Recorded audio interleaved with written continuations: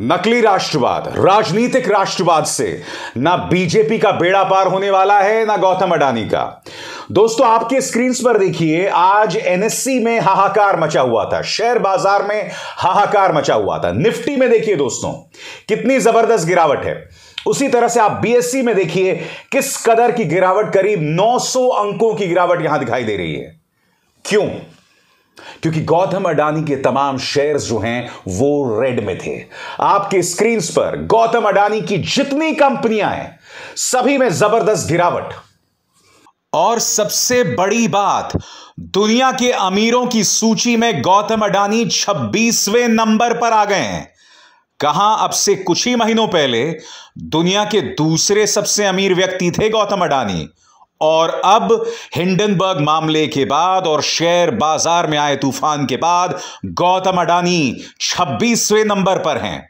याद कीजिए दोस्तों किस तरह से राष्ट्रवाद का सहारा लेकर गौतम अडानी के एक प्रवक्ता तिरंगे के पनाह में आ जाते हैं और कहते हैं कि गौतम अडानी पर जो हिंडनबर्ग रिपोर्ट है वो भारत पर हमला है। मैं आपसे एक सीधा सवाल पूछना चाहता हूं, अगर गौतम अडानी उद्योग की नींव मजबूत थी तो इतने दिनों तक ये गिरावट जारी रहती? और आपने तो राष्ट्रवाद का सहारा भी लिया ना, आपने भारत का भी सहारा ले लिया, आपने तिरंगे का भी सहारा ले लिया। बावजूद इसके आप देख सकते हैं दोस्तों आज गौतम अडानी के शेयर्स तो गिरे ही, इसके साथ साथ आप देख सकते हैं कि बीएससी हो, एनएससी हो, यानी भारतीय शेयर बाजार का आप हाल देख सकते हैं, हर तरफ गिरावट देखी जा रही है दोस्तों। इसका सिर्फ एक सबक है, राष्ट्रवाद का हर मुद्दे पर सहारा मत लीजिए। अगर आपसे सवाल कुछ अंतर्राष्ट्रीय एजेंसीज उठा रही हैं तो कृपया उन सवालों का जवाब दीजिए। दिक्कत क्या है दोस्तों कि भारतीय जनता पार्टी को जब सवालों का जवाब नहीं देता तो वो लोगों के चेहरे पर राष्ट्रवाद का तमाचा मारती है, वो लोगों को धमकाती है, राष्ट्रवाद का नाम लेकर देशद्रोह की धमकी देती है, क्योंकि वो जानते हैं कि ये उनका ब्रह्मास्त्र है, ये उनका अचूक अस्त्र है, इसके सामने सब धराशायी हो जाते हैं। विपक्ष पर भी बिल्कुल इसी तरह से निशाना साधा गया था। मिसाल देता हूं, अमेरिकी अरबपति और फिलैंथ्रोपिस्ट जॉर्ज सोरोस ने गौतम अडानी और प्रधानमंत्री नरेंद्र मोदी के रिश्तों को लेकर एक सवाल उठाया कि नहीं उठाया? उसके बाद जॉर्ज सोरोस को लेकर हमले जो हैं शुरू हो गए कि जॉर्ज सोरोस जो हैं भारत के खिलाफ साजिश कर रहे हैं। जबकि उन्होंने क्या सवाल उठाया था? उन्होंने सिर्फ यही कहा था कि गौतम अडानी और प्रधानमंत्री नरेंद्र मोदी के जो रिश्ते हैं उस पर प्रधानमंत्री को बयान देना चाहिए। यही बात तो संसद के अंदर राहुल गांधी भी कह रहे थे ना, लोकसभा और राज्यसभा में यही मुद्दा कांग्रेस भी उठा रही थी। इसमें गलत क्या है? जॉर्ज सोरोस ने आगे जाके यह भी कहा कि इससे लोकतंत्र का रिवाइवल होगा, जिस तरह से प्रधानमंत्री नरेंद्र मोदी कमजोर होते जा रहे हैं। सवाल अगर भारत के लोकतंत्र पर हो रहा है तो यह वाजिब सवाल है। यह ना भूलें कि दुनिया भर में फ्रीडम ऑफ प्रेस को लेकर भारत बद से बदतर होता जा रहा है। यह तमाम तथ्य हैं जिससे आप मुंह नहीं मोड़ सकते। तो जॉर्ज सोरोस ने जब बयान दिया तो आपने उसे देश के खिलाफ साजिश बता दिया। अब जॉर्ज सोरोस के देश के विदेश मंत्री के साथ क्या रिश्ते हैं कुछ देर बाद मैं आपको बतलाऊंगा, मगर अब कांग्रेस विदेश मंत्री के एक बयान पर सवाल उठा रही है। इसके अंदर विदेश मंत्री ने एएनआई को एक लंबा चौड़ा इंटरव्यू दिया दोस्तों, और जब यह सवाल पूछा गया कि चीन को लेकर हम लोग रिएक्शनरी क्यों हैं, प्रतिक्रियावादी क्यों हैं, तो आप जानते हैं विदेश मंत्री ने क्या कहा? विदेश मंत्री ने कहा कि भाई हम चीन से भिड़ थोड़ी ना सकते हैं, चीन एक बड़ी अर्थव्यवस्था है, हम एक छोटी अर्थव्यवस्था हैं। इसका अर्थ क्या हुआ? अगर यही बयान कांग्रेस के किसी विदेश मंत्री ने दिया होता तो बीजेपी क्या कहती? बीजेपी यही कहती ना कि कहीं ना कहीं यह सैनिकों का अपमान है। चीन हमसे बड़ा देश हुआ तो क्या हुआ? क्या हमारे सैनिक उनसे नहीं भिड़ सकते? क्या आप सैनिकों के शौर्य, उनके अदम्य साहस का अपमान कर रहे हैं? अब कांग्रेस ने विदेश मंत्री के इसी बयान का हवाला देते हुए उन पर अटैक किया है। क्या कह रही हैं सुप्रिया सुनेत, मैं चाहूंगा आप सुने। क्योंकि आपने एक तरह से भले राहुल गांधी का अपमान करने की कोशिश की हो, आपने अपमान तो भारतीय सेना, उनके शौर्य और उनके पराक्रम का किया, और इस देश की भूभागीय अखंडता पर एक बहुत बड़ा सवाल उठा दिया। उनका कहना था, और मैं यहां पर कोट करती हूं, they meaning China is the bigger economy, we are the smaller economy, we can't go and pick a fight with them. 20 जवानों की शहादत हुई है 2020 में गलवान वैली में, और हमारे देश के विदेश मंत्री कह रहे हैं क्योंकि हम छोटी अर्थव्यवस्था है तो हम बड़ी अर्थव्यवस्था को अटैक नहीं कर सकते, चीन आपके घर में घुसकर बैठा है। और ये कौन बोल रहा है? एक हमारे यहां लोकोक्ति होती है, उसका बड़ा पॉपुलर सेइंग है वो, सूप तो सूप बोले छलनी जिसमें 72 छेद। क्योंकि इसी इंटरव्यू में उन्होंने और डींग हाँकते हुए बोला कि मैं लॉन्गेस्ट सर्विंग चीन में भारतीय का राजदूत रहा हूं, longest serving Indian ambassador in China.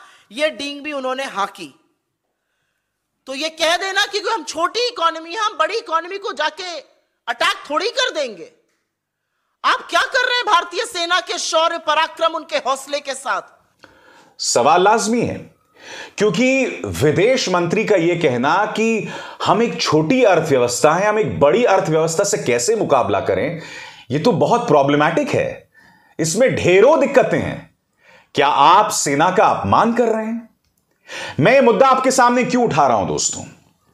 हो सकता है कि एस जयशंकर ने जो बात कही हो वो व्यावहारिक हो, वो प्रैक्टिकल हो, मगर मुद्दा वो नहीं है।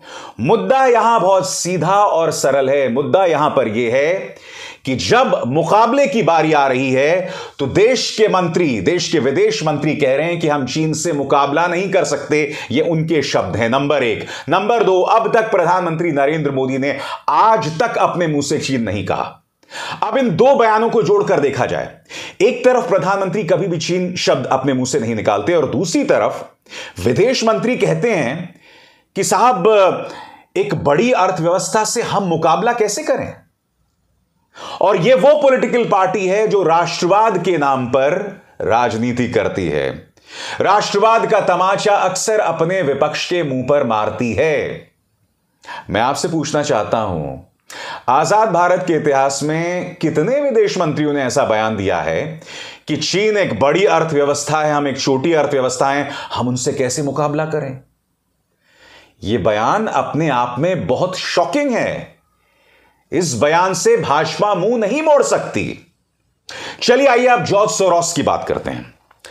दोस्तों, जॉर्ज सोरोस ने गौतम अडानी को लेकर सवाल क्या पूछे, यह सरकार बुरी तरह से बौखला गई। सरकार ने इसे देश के खिलाफ साजिश बता दिया। आज मैं आपके सामने कुछ तथ्य रखता हूं जो पत्रकार रवि नायर ने अपने कुछ ट्वीट्स के जरिए उठाया है। हालांकि एक बात स्पष्ट कर दूं, मैं उनके इन ट्वीट से इत्तेफाक क्यों नहीं रखता हूं, मैं कुछ देर बाद बताऊंगा। इन ट्वीट्स में रवि नायर का कहना है कि एस जयशंकर के बेटे हैं ध्रुव जयशंकर। ध्रुव जयशंकर की पहली नौकरी थी एस्पेन इंस्टीट्यूट में। उनका यह कहना है कि एस्पेन इंस्टीट्यूट को चंदा जॉर्ज सोरोस देते थे। 2004 से लेकर 2008 के बीच में $50,000 उसके बाद $195,000 और फिर $125,000 का पैसा का फंड जॉर्ज सोरोस ने एस्पेन इंस्टीट्यूट को दिए, जिसमें विदेश मंत्री के बेटे नौकरी करते थे। यही नहीं, 2009 में अमेरिका में बेस्ड एक और इंस्टीट्यूट में वो काम करते थे, उसे भी जॉर्ज सोरोस फंड देते थे। तो इसका मतलब यह थोड़ा ना हो गया कि ध्रुव जयशंकर देश के खिलाफ किसी साजिश में शामिल हैं सिर्फ इसलिए कि वो एक ऐसे इंस्टीट्यूट में काम कर रहे हैं जिसे जॉर्ज सोरोस की फंडिंग मिल रही है। आप समझ रहे हैं ना मैं क्या कह रहा हूं? मगर कल्पना कीजिए दोस्तों, अब आप इस पूरे मामले को उलट दीजिए। अब कल्पना कीजिए कि विपक्ष में बीजेपी है और एस जयशंकर कांग्रेस के विदेश मंत्री हैं। अब आप मुझे बताइए, बीजेपी इस पर क्या कहती? मैं दावे के साथ कह सकता हूं दोस्तों, बीजेपी इस खबर को खंगाल कर लाती और ध्रुव जयशंकर पर सवाल उठाती कि आपका बेटा एक ऐसी इंस्टीट्यूट में काम कर रहा है जिसे जॉर्ज सोरोस की फंडिंग मिलती थी। इसलिए कार्यक्रम की शुरुआत में मैंने 2 शब्दों का इस्तेमाल किया, सुविधावादी राष्ट्रवाद और राजनीतिक राष्ट्रवाद। तो ध्रुव जयशंकर बेशक एस्पेन इंस्टीट्यूट में काम कर रहे हों, जिसे फंडिंग जॉर्ज सोरोस दे रहे हों, तो इसका दोष ध्रुव जयशंकर पर नहीं मढ़ा जा सकता और इसे आप देश के विदेश मंत्री से लिंक नहीं कर सकते। मगर भारतीय जनता पार्टी की सोच इसके बिल्कुल उलट है। वो लोग आपके परिवार को कहीं ना कहीं आपके साथ जोड़ते हैं और फिर आप पर हमला करते हैं, जैसे इन्होंने मनमोहन सिंह की बेटी पर हमला किया था। ये तमाम तथ्य हैं और इससे हम मुंह नहीं मोड़ सकते हैं। मैं बात स्पष्ट कर दूं और बहुत ही गंभीरता से मैं कह रहा हूं, एस्पेन इंस्टीट्यूट जहां पर ध्रुव जयशंकर काम करते थे, बेशक उसे जॉर्ज सोरोस फंडिंग दे रहे थे, उसका दोष देश के विदेश मंत्री पर नहीं मढ़ा जा सकता। मगर सुविधावादी राष्ट्रवाद का खेल बंद कीजिए, नकली राष्ट्रवाद का खेल बंद कीजिए, सबसे बड़ी बात राजनीतिक राष्ट्रवाद का खेल बंद कीजिए। अभिसार शर्मा को दीजिए इजाजत। नमस्कार। स्वतंत्र और आजाद पत्रकारिता का समर्थन कीजिए, सच में मेरा साथी बनिए। बहुत आसान है दोस्तों, इस ज्वाइन बटन को दबाइए और आपके सामने आएंगे ये 3 विकल्प, इनमें से एक चुनिए और सच के इस सफर में मेरा साथी बनिए।